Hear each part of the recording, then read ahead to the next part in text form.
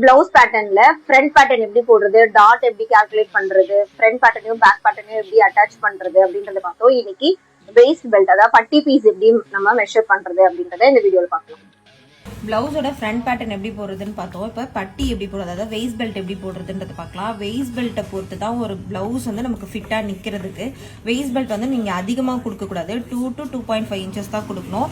அதை வந்து நீங்கள் திக்கராக கொடுத்துக்கலாம். நீங்கள் கேன்வாஸ் வச்சோ இல்லை 2-3 லேயர் லைனிங் உள்ளே கொடுத்தோ கொடுத்துக்கலாம். ஒரு லேயர் 2 லேயர் கொடுக்கும்போது பஸ்ட்டு மேலே இருக்கனால லிஃப்ட் ஆகிறதுக்கு சான்சஸ் இருக்குது. ஸோ 2-3 லேயர் கொடுக்கும்போது கீழே நல்லா உங்களுக்கு ஒரு டைட் லுக் கிடைக்கும். நான் முன்னாடியே சொன்ன மாதிரி வெயிஸ்ட் மெஷர்மெண்ட்லேருந்து ஒரு 0.5 inches நீங்கள் கம்மியாக கொடுத்துட்டு கூட செகண்ட் லுக் நீங்கள் ஆட் பண்ணிக்கலாம். அப்படி ஆட் பண்ணும்போது உங்களுக்கு அந்த ஒரு டைட் லுக் உங்களுக்கு வந்துடும். இப்போ பட்டி எப்படி போடுறதுன்னு பார்க்கலாம். ஜென்ரலாக நம்ம ஒரு மெஷர்மெண்ட் ஒரு கோடு போட்டுக்கலாம். அதுக்கு மேலே 0.5 inches இல்லை சீம் அலவன்ஸ் நம்ம அடிச்சு திருப்போலே அதுக்காக பட்டியோட இது வந்து நான் சொன்ன மாதிரி 2 inches கொடுத்துக்கோங்க.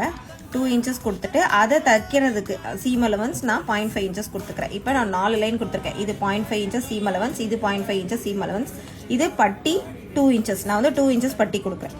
பட்டிக்கு 2 inches கொடுத்துருக்கேன். இப்போது இந்த இடத்த நம்ம ஜாயின் பண்ணுறதுக்கு நேராக நம்ம 0.5 inches சீம் அலவன்ஸ் அங்கே கொடுத்துருக்கோமா, அதுக்காக நான் இந்த 2 லைனை இங்கே ஆட் பண்ணிக்கிறேன்.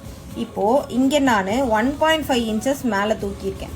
அப்போது இங்கே என்ன பண்ணலான்னா 0.75 inches மேலே தூக்கிட்டு நம்ம மார்க் பண்ணி வச்சுக்கணும். ஓகேங்களா? அப்போ தான் இதை வந்து நம்ம இதில் ஸ்டிச் பண்ணும்போது நமக்கு சீட் ஆகும்.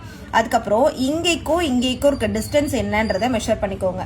இப்போது 2.5 inches வருதுன்னா இங்கேருந்து க்ராஸாகவே 2.5 inches நீங்கள் மார்க் பண்ணிவிட்டு ஒரு கோடு போட்டுக்கோங்க. வேஸ்ட் மெஷர்மெண்ட் வந்து உங்களுக்கு 32 inches டிவைடட் பை 4 வந்து எனக்கு 8 inches கிடைக்கணும். இப்போ நான் இங்கேருந்து 2.5 inches கொடுத்துட்டேன்னா பேலன்ஸ் இருக்கிற மெஷர்மெண்ட் 3.5 inches நான் இங்கேருந்து கொடுத்து நான் மார்க் பண்ணிக்கணும். ஓகேங்களா? இதை மார்க் பண்ணிவிட்டு அதுக்கப்புறம் 1.5 inches சீம் அலவன்ஸ் கொடுத்துக்கோங்க.